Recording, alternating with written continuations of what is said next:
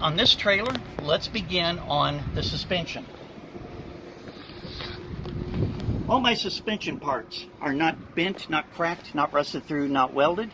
All the parts of the suspension not well attached, good condition, not missing and not damaged. We start, of course, with the frame. We have the bracket. We have an eye bolt.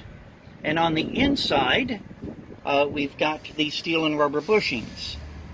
And then we're going to look for the control arm.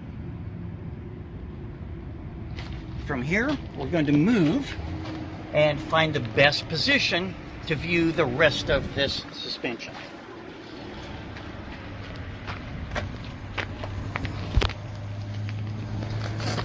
On this air suspension, I'm going to look across to the far wheel.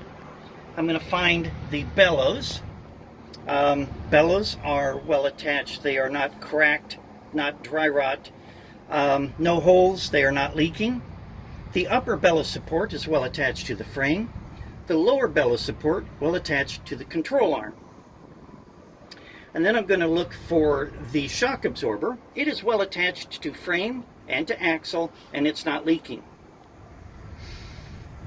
Then I'm going to look for the U-bolts. I have U-bolts and the nuts, the axle, and the anchor plate. That is the suspension on this air suspension trailer. All right, now we're going to look at the mechanical suspension on Form C. The mechanical suspension, all its parts are well attached, good condition, not missing and not damaged. All the metal parts are not bent, not cracked, not rusted through, and not welded. We start with the frame. We have a spring hanger. The leaf spring can be seen here and here.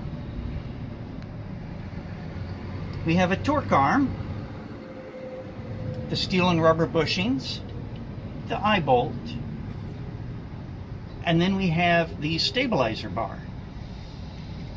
That's everything attached to the spring hanger.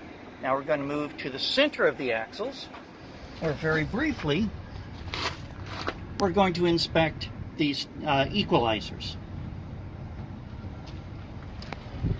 Now let's move to the back of the axle, where we can see the rest of the suspension.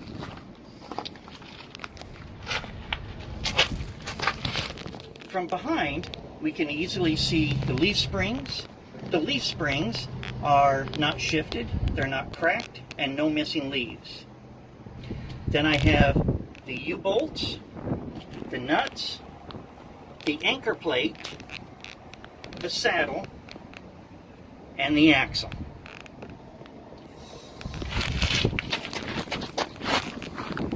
And that's the mechanical suspension, Form C. Now we're going to go back to the front of the vehicle to begin the brakes. From the front of the vehicle, we're going to be able to see the air brake chambers. They're well attached to the axle, not leaking. The clamps and bolts are well tightened. They are not damaged. We're going to look for the air hoses. Air hoses are not cut, not cracked, not crimped, not bulging, not dry rot, and not leaking. And they are well attached with their fittings to the air brake chamber. Now we'll need to move again to the rear of the axle, where we can clearly see the rest of the brakes.